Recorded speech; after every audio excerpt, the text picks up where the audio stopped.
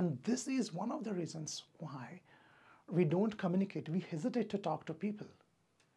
Because we believe that no matter how good our English is, we always believe that my English sucks.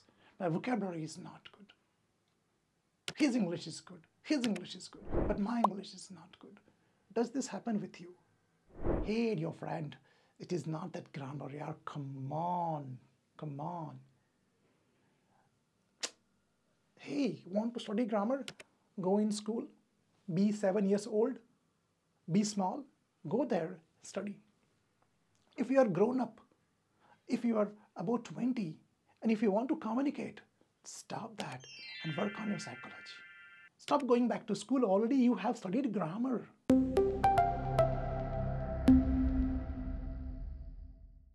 If you believe that English communication is about psychology and it's not about grammar and perfection, if you believe in my videos, if you trust me, then watch this video.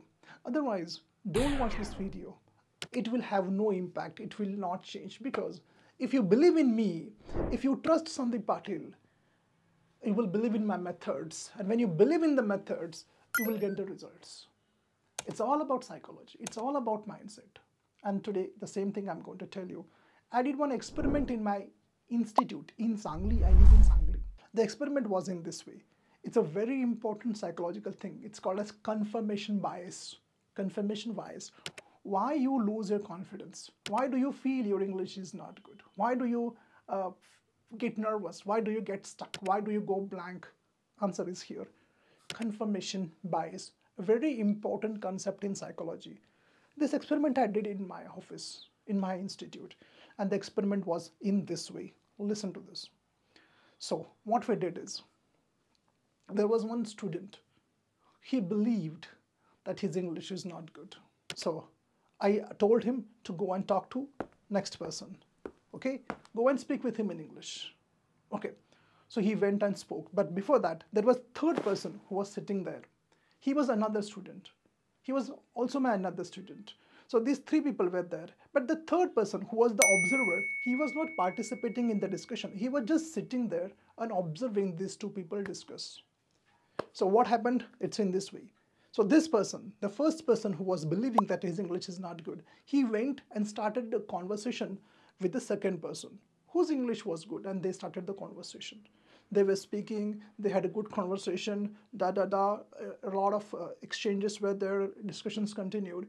And after 10 to 15 minutes, the conversation finished. Okay. And I called all these three people to me in my office, inside my cabin. Then see, I asked the first person who thought that his English is not good. I asked him, how was the conversation? He said, not good, not good. I couldn't express myself. I was not good. Remember, he was the only person who came in the cabin, okay? I called one person at a time. He came and he said, no, it was not good. Fine. He left. He left. Then what I did is, I called the observer inside. The observer, the third person who was the observer. I called him and said, how was his conversation? He said, yeah, it was good. It was nice. See what happens. Then he went. Then I called the second person with whom this person was talking. Hope you're getting it. Okay, I called him and I said, how was the conversation? He said, oh, very nice. I enjoyed with him. Then next what I did is, I called all these three people inside in my cabin. Then I asked the first person, well, how was your conversation with the second person? And he said, as I said before, sir, it was not good. I was low in confidence. And I think that second person, he did not enjoy my conversation. He felt like I was not good in English. I said, wait now. And the second person was there. He was in front of me. I said, okay, what do you want to say about him? He said, sir, I did not feel anything as such. He was talking very nicely. I understood and I enjoyed the conversation. Third person, the observer, was sitting there. Understand carefully. I asked him, what do you want to say? The first speaker, who believes that his English is not good, he's saying that his English was not good. The second person is saying it was good. What do you feel? He said, absolutely. He was doing good. He was speaking good English. I did not have any problem. What was this? What was going on? This is called as confirmation bias. Means what? Understand what was happening. This person who believed that his English was not good, he was looking for the confirmation. And these people are looking for the evidence that proves that their English is not good. Their English is not. This is confirmation bias. See how it works. Hope you are still there. If you are there, definitely you have the patience and you can be a good communicator. So this first person was believing that his English is not good. Therefore, he was looking for the evidence, and he found the evidence that my English is not good. And even though these two people were telling that no, your English was good, do you know what he said? No, no, no. They are just kind. No, they just want to be good with me. They just want to be, don't want to be rude. They're not telling the facts actually. My English is not good. This is what happens. This is the confirmation bias. And this is one of the reasons why we don't communicate. We hesitate to talk to people. Because we believe that no matter how good our English is, we always believe that my English sucks. My vocabulary is not good. His English is good. His English is good. But my English is not good. Does this happen with you? Does this happen with you? And if it is happening with you, this is called as confirmation bias. And that is stopping you from getting that job. That is stopping you from going in front of the stage and speaking. That you are thinking that your English is bad, and then you find out the evidence. And no matter how much people tell that your English was good, your presentation was good, you don't believe in this. Don't believe in this. That's what's happening with you.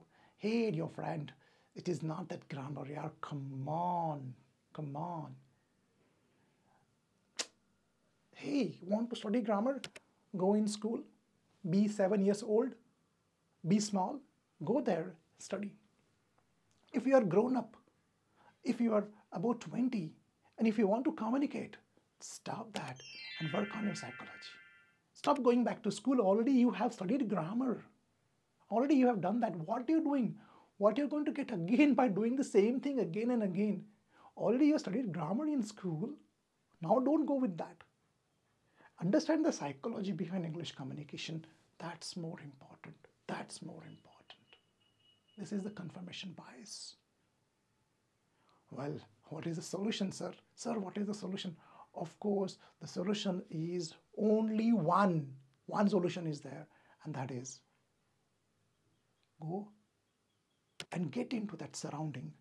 Go and join a place, an institute where you get that speaking surrounding.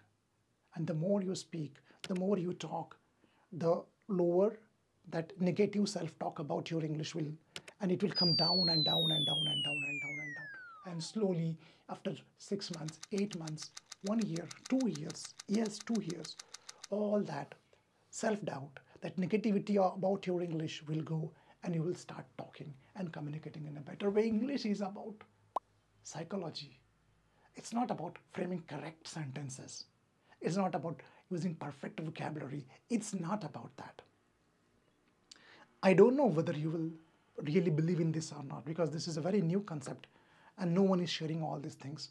But well, I'm a fan of psychology. I'm a student of psychology and I study it every day. And I apply the psychological concepts into English. And I have seen tremendous changes in my students. Tremendous changes. Use this. Use this. Come on. We will be better in English. And we can improve our communication skills. We need the right methods. We need the right methods. We need discipline. We need consistency. And I'm there to help you. Namaste as usual. Take care. Goodbye.